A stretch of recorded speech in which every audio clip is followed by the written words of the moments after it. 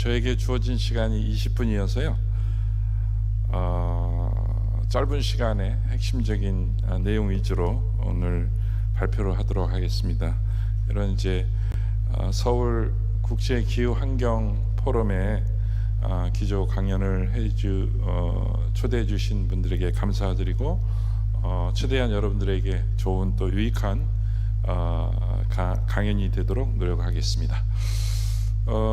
저의 오늘 발표 20분의 발표는 좀 처음 접하시는 분들도 있을 것 같아서 전체적인 플라스틱의 국제적인 글로벌 플라스틱 오염이 어느 정도인지, 그리고 이러한 플라스틱 오염을 종식하기 위한 글로벌 차원에서의 노력과 또 국제 협약에 대해서 좀 말씀을 드리고, 결국은 우리가 플라스틱을 줄여 나가고 순환경제 사회로 전환을 해야 되는데, 오늘은 주로 우리 도시 차원에서 또 시민사회 영역에서 어떠한 노력과 방향이 필요한지에 대해서 제가 몇 가지 말씀을 드리고 오늘 발표를 마치도록 하겠습니다.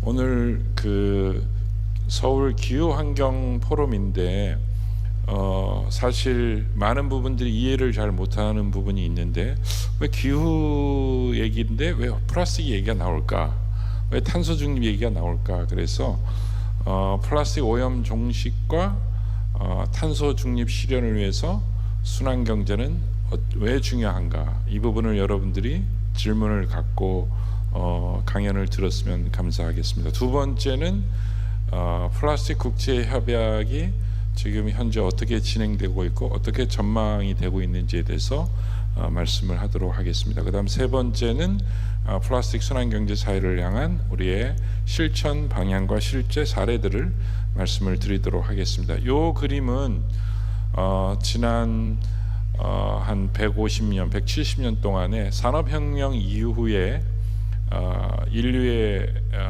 전체 트렌드를 좀 보여주는 그림인데요. 보시는 것처럼 인구가 증가하고 화석연료를 많이 사용하고 결국은 경제가 성장하고 자원을 많이 채취하고 소모하면서 급성장한 것을 볼 수가 있는데, 거의 기하급수적으로 늘어난다는 이런 표현을 하는 게 맞을 것 같습니다. 저 끝에 보시면, 제일 오른쪽 끝에 보시면은 오렌지 쪽이 플라스틱이 되겠습니다. 그래서 플라스틱은 어떻게 보면 좀 늦게 출발한 그런 어떤 산업의 제품이고 우리 생활의 소비 제품인데, 올라가는 피크를 한번 보십시오. 엄청나게 급격하게 증가하는 것을 여러분들 이 그림을 통해서 알 수가 있겠습니다.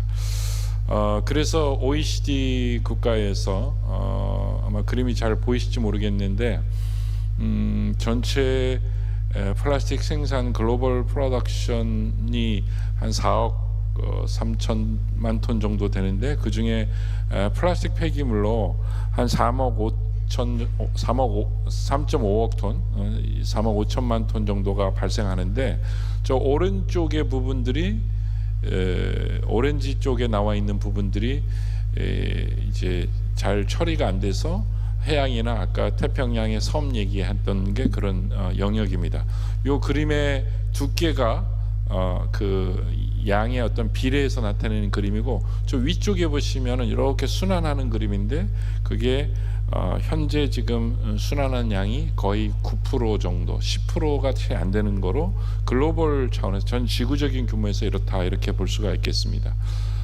지난 9월에 네이처에서 발표한 논문에 따르면은 플라스틱의 부적절한 처리와 관리와 해양으로 유출과 강으로 유출과 그 다음에 노천 소각과 이런 양들이 대개는 다 아시아 지역하고 아프리카 지역 쪽에 집중이 되어 있습니다. 제가 그 빨간색으로 이렇게 표현한 그 여러분 보시기에 왼쪽에 보시는 그 부분들이 아시아 지역들이 되겠습니다. 그러니까 상당 부분의 세계 플라스틱의 환경의 부적절 관리와 오염들이 아시아 지역에 많이 유출이 되고 있다, 이렇게 보시면 되겠습니다. 그래서 현재의 이러한 추세로 되면은 2060년 정도 되면은 현재 4억 5천만 톤 정도가 12억 톤 정도로 예상을 하고 있고, 그 중에 절반 이상이 차이나, 인도, 그다음 아시아 지역에서 생산이 절반 이상이 생산이 될 거라고 예상을 하고 있고, 그 오른쪽에 보시면 복잡한 그림이긴 한데 현재 수준에서 플라스틱들이 어떤 재질들, 여러 혹시 아시겠지만 폴리프로필린, 폴리에틸린 뭐 이런 것들이 이제 플라스틱 재질들이 사용이 돼서 특히 포장재 부분, 포장재가 거의 한 4억 톤 정도, 지금의 추세로 보면은 현재 글로벌로 지금 생산되고 있는 모든 양들이 지금 포장재에 사용이 될 것이라고 전망을 하고 있습니다. 그래서 이러한 것들을 해결하기 위해서 각 대륙별이든 리지널 차원에서 또는 전 세계 차원에서, 글로벌 차원에서 환경의 유출을 막고 폐기물의 발생을 억제해 나가고, 이런 것들을 노력해야 된다는 것들을 보여주는 그림이 되겠습니다. 다음 그림은, 이 그림은 플라스틱이 이렇게 생산하고 관리되고 또 처리되는 과정에서 온실가스가 배출이 되는데, 현재 온실가스가 한 20억 톤이 발생하고 있습니다. 플라스틱 생산과 그 다음에 폐기 과정에서 20억 톤이면은 지금 현재 600억 톤 정도가 전 세계에서 매년 온실가스가 나오니까 한 3%, 3-4% 정도가 되고 있는데, 문제는 우리가 탄소 중립 사회로 이양을 하고 탄소를 줄여나가는 사회로 되는데, 플라스틱은 점점 늘어나게 되면 어떻게 되겠습니까? 그러면 지금 3%가 아니라 10%, 20%가 될 수가 있는 것이죠. 그래서 2050년 넷제로는 플라스틱의 생산과 소비를 줄이지 않고는 달성할 수가 없다, 이렇게 말씀드릴 수가 있겠습니다. 그래서 이 그림이 지금 국가별 온실가스 감축 목표와 플러스 순환경제의 노력들을 통해 가지고 온실가스를 감축해야 2044년, 2050년 전에 탄소 중립이 달성이 가능하다라는 것을 전망을 하고 있습니다. 아마 여러분들이 알고 계시겠지만은 이런 플라스틱으로 인해서 발생되는 문제는 여러 가지 문제가 있지만 정리하면 한 5가지로 보겠습니다. 첫 번째는 플라스틱 폴루션, 오염이 굉장히 심화되고 있는 거 알 수 있고요. 두 번째는 아까 제가 말씀드린 온실가스의 배출이 점점 많아지고 있는 게 문제고요. 세 번째는 이거로 인해서 여러 관광 지역이라든가 또는 해양 지역이라든가 이런 지역들이 굉장히 그 오염 심화로 인해서 관광업, 산업들이 이제 타격을 받고 있고 경제적인 피해를 받고 있죠. 더 나아가서 이러한 것들이 여러 생물들의 위협을 하고 조류나 어류나 매년 많은 종들이 이런 플라스틱 오염으로 인해서 생명을 앗아가고 있습니다. 마지막에는 결국은 푸드 세큐리티, 우리 식품의 오염과 우리 식탁에 다시 이런 플라스틱이 우리 인체로 들어올 수 있는 그런 어떤 영향들을 하고 있습니다. 그래서 전체적으로 국가별마다 이런 플라스틱을 생산하는 양도 다르고 소비하는 양도 다르지만 적어도 재활용과 관련돼서는 아직까지도 큰 솔루션들을 찾지 못하고 있습니다. 전 세계가 아까 10%, 9% 정도 되는데 유럽 같은 경우는 한 30%, 35% 정도의 재활용률을 갖고 있고 우리나라도 27%, 일본도 뭐 24%, 5% 정도로 나와서 많은 양들이 대량 생산해서 대량 소비해서 대량 폐기하는 구조가 리니어 이코노미, 선형 궁조로 지금 되고 있어서 앞으로 이런 사회로 가서는 지속 가능한 사회를 만들 수가 없다. 그래서 순환 경제 사회로 우리가 전환이 필요하다, 이렇게 말씀드릴 수가 있겠습니다. 이러한 것들의 절박성을 안고 국제사회가 한 2년 전에 이제 유엔에서 170개 국가가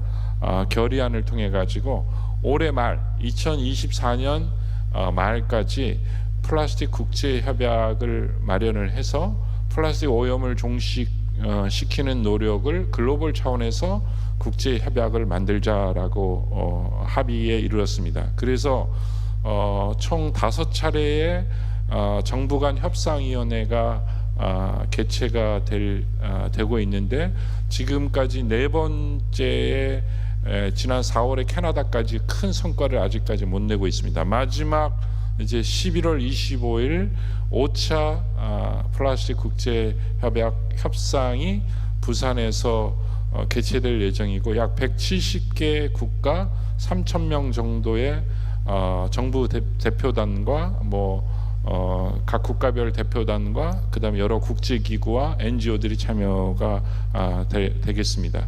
그래서 지금 최근에 나온 이제 플라스틱 국제 협약에 대한 협상안의 최종 협상안들이 홈페이지를 통해서 확인할 수가 있겠고요.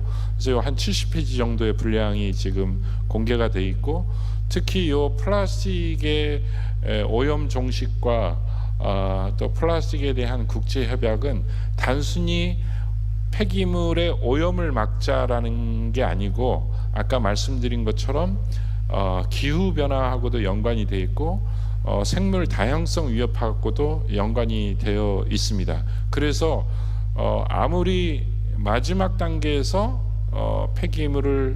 플라스틱 폐기물을 처리하는 게 솔루션이 없기 때문에, 전체 플라스틱의 처음 생산부터 시작해서 생산과 소비를 감축하고, 그 다음에 우려가 되거나 불필요한 플라스틱은 생산을 제한하고, 그 다음에 최대한 잘 순환이 될 수 있는 친환경 설계의 플라스틱을 만들고 그거를 순환시켜 나가는 이러한 전체의 관리, 전 과정에 걸쳐서 관리가 필요하다는 게 이 플라스틱 국제 협약의 또 핵심 사항이 되겠습니다.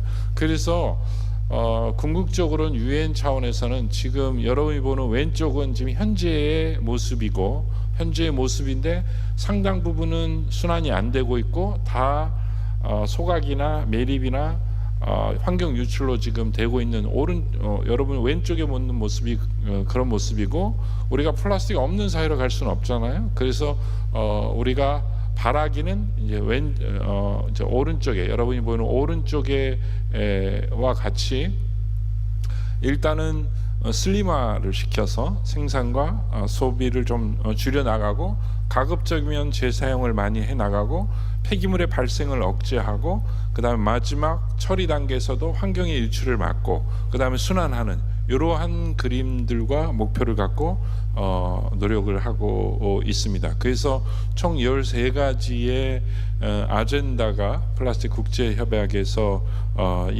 논의가 되고 있습니다. 하지만 불행하게도 아직까지 뚜렷한 협상의 진전을 못 보이고 있고, 플라스틱을 생산하는 생산국은, 산유국은 우리가 일괄적으로 플라스틱을 줄이는 것은 받아들일 수 없다. 국가의 자율성을 존중해야 되고, 국가의 여건을 존중해서 자율적으로 자발적인 감축을 하자는 게 그들의 주장이고, 또 한편에서는 아예 오염 종식 시기를 2040년으로 못을 받고 의무적으로 생산 감축을 추진하자. 특별한 어떤 특정한 문제가 있는 플라스틱은 아예 생산과 사용을 금지시키자, 이런 내용들을 담고 있습니다. 그래서 오염 종식의 시기나 생산의 감축이나 거기에 들어가 있는 여러 첨가제 화학 물질이나 규제 대상 플라스틱의 폴리머나 그 다음에 미세 플라스틱이나 이런 것들에 대해서, 또 특히 재정을 어떻게 재원을 누가 얼마만큼 마련할 것인가에 대한, 누가 부담할 것인가, 이런 것들에 대한 쟁점이 아직까지 되고 있습니다. 그래서 이번 5차에서 그래도 지금 국제사회에서는 이런 이제 플라스틱의 국제협약을 마련하기 위해서 가급적이면 요거는 이제 저의 제안인데 차별화된 책임을 통해서 플라스틱의 소비도 감축하고 친환경 설계와 순환성인 제품들을 만들어 나가고 개도국의 재정적인 지원들을 더 많이 하고 기술 협력을 지원하다는 게 선진국이나 유럽의 좀 해야 될 책무라고 생각하고, 오른쪽은 오염의 종식을 위해서 또 오염의 해결을 위해서 폐기물 처리 시설의 역량 강화가 필요하다고 볼 수가 있겠습니다. 그리고 특별히 플라스틱으로 인해서 환경의 유출을 막는 예방하는데 어떤 우선순위와 정책의 우선순위를 둬서 이렇게 양쪽의 책임들이 다르고, 또 가운데 보시면은 이제 common responsibility, 공통의 책임들, 특히 불필요하거나 일회용 플라스틱 같은 것들을 단계적으로 사용을 제한하고 금지하는 것들은 많은 나라들이 합의할 수 있다고 생각을 합니다. 그리고 미세 플라스틱에 관련된 부분들도 생산이나 사용을 제한하는 이런 것들은 공통의 책임을 갖고 하면은 어느 정도 협상의 타결의 여지는 있다고 보고, 그 중심에 한국이 개최국으로서 중요한 가교의 역할, 브릿지 역할을 하는 게 필요하다고 판단을 하고 있습니다. 마지막으로, 그러면 플라스틱 순환 경제를 위해서 국제 협약이 요번에 혹시 불행하게도 안 되더라도 1년 뒤, 2년 뒤에도 플라스틱 국제 협약은 만들어질 거 저는 확신합니다. 왜냐하면 인류 사회가 이러한 환경 오염, 플라스틱 오염에 대한 국제사회 합의가 필요할 거라고 생각이 들고요. 그래서 그러면은 우리가 지방 정부와 시민 사회에서는 어떠한 역할을 해야 될지에 대해서 한 4가지 정도로 여러분들한테 말씀을 드리고 제 기조 강연을 마치도록 하겠습니다. 지금 한국에서는 K 플라스틱 순환 경제를 위해서 이미 전 과정 관리, 생산부터 소비와 수거 선별과 재활용과 그 다음에 순환의 원료를 생산하는 이런 부분에 많은 제도와 정책과 기술들을 이미 전과정 관리를 많이 하고 있습니다. 다만 아직까지 우리나라는 이 제품의 생산과 설계 부분에 제가 조금 녹색으로 표현했는데 검정색이 아닌 녹색 부분은 아직 우리나라가 많이 노력을 해야 되는 부분이고, 지금 현재 재활용 쪽은 다 검정색이 돼 있죠. 굉장히 재활용 쪽은 우리가 그동안 양적인 재활용들은 많이 되어 있는데 실제 순환성을 설계하고 그렇게 만들고, 여러분들 어느 샵이나 가게나 음식점 가면 재사용의 제공을 받습니까? 플라스틱 폐기물을 적게 하기 위한 그런 것들을 많이 지금 안 되고 있어서, 그런 유통 소비나 제품을 만들 때 재사용과 reusable, 재사용 가능한 거, 재활용 가능한 거로 하는 쪽으로 우리가 노력을 해야 되고, 특히 또 고품질의 재생원료 생산하는 그런 기술의 혁신과 생산과 투자가 아직 우리나라가 좀 많이 필요하다고 볼 수가 있겠습니다. 그래서 이러한 이제 K 플라스틱 순환 경제를 정부 차원에서 노력을 하지만, 그럼 우리가 로컬 가버먼트, 지방 정부 차원에서 우리가 뭘 해야 될까요? 불행하게도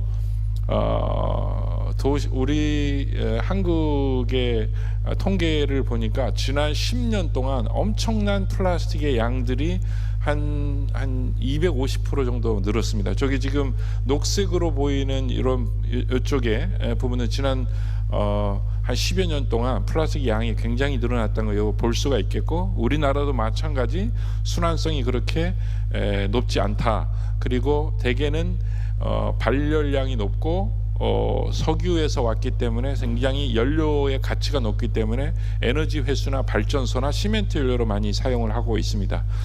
서울의 예를 들어도 지금 저 가운데 위쪽에 가운데 보시면은 종량제 봉투의 그 양인데, 연간 서울시에서 한 100만 톤 정도가 쓰레기 종량제가 나오는데, 그 중에 75만 톤 정도가 4개의 소각장에서 소각을 하고 있습니다. 그 종량제 소각된 폐기물 중에 플라스틱이 차지하는 게 한 25% 정도 되고요. 그 플라스틱에 의해서 밑에 나와 있는 이 그래프, 그가 이제 온실가스가 되겠습니다. 온실가스 그 오렌지 색깔로 되어 있는 게 온실가스가 되겠습니다. 대개 다 90% 이상이 온실가스는 플라스틱에서 온다, 이렇게 볼 수가 있겠고, 요 그림만 보더라도 서울시의 종량제 봉투에서 플라스틱이 얼마나 많이 사용되는지를 알 수가 있겠습니다. 그래서 앞으로 서울시의 방향은 제가 보기에는 어떤 순환 소비의 도시로 전환을 해야 되고, 지속 가능한 소비로 해야 되고, 플라스틱을 줄여 나가는 제로 웨이스트 사회로 우리가 개인과 그 다음에 기업과 지방 정부의 어떤 제로 웨이스트의 역할들이 중요하다고 볼 수가 있겠습니다. 재활용을 많이 하는 게 중요한 게 아니고, 결국은 줄여 나가고 재사용을 많이 해 나가고 제로 웨이스트 사회로 전환을 해야 된다는 게 말씀을 강조를 드리고 싶습니다. 그래서 네덜란드의 암스테르담 같은 경우도 탄소 중립과 그다음 순환 경제를 많이 하고 있는데, 2050년까지 100% 순환 경제 사회로 전환하겠다라고 해서 다양한 이 그림과 같이 많은 노력들을 하고 있고, 원자재를 줄이고 지속 가능한 제품들을 생산하고 자원순환의 순환경제 사회를 이양한다, 이렇게 노력을 하고 있습니다. 서울시도 최근에 이런 부분들에 굉장히 많은 노력을 하는 걸로 알고 있고, 제로웨이스트 사례나 친환경 대전이라든가 이걸 통해서 많이 순환경제 도시 사회로 기반의 확충과 확산과 투자가 필요하다, 이렇게 말씀드릴 수가 있겠습니다. 마지막으로 오늘과 같은 로컬 가버먼트, 지방 정부의 역할로서 유럽에 가보면은 유럽 제로 웨이스트 어소시에이션이 있습니다. 세계 글로벌 제로 웨이스트 연합이 있습니다. 불행하게도 아직 아시아에는 제가 찾지 못했는데 아시아에 제로 웨이스트 도시 연합이 있는지 모르겠습니다. 서울시가 그런 부분에 이니셔티브를 갖고 서울시를 중심으로 해서 아시아 제로 웨이스트의 도시 간의 연합과 또 확산을 위해서 노력했으면 좋겠다는 게 제 오늘 마지막에 메시지가 되겠습니다. 경청해 주셔서 감사드리고 오늘 제 기조 강연은 요거로 마치도록 하겠습니다. 감사합니다.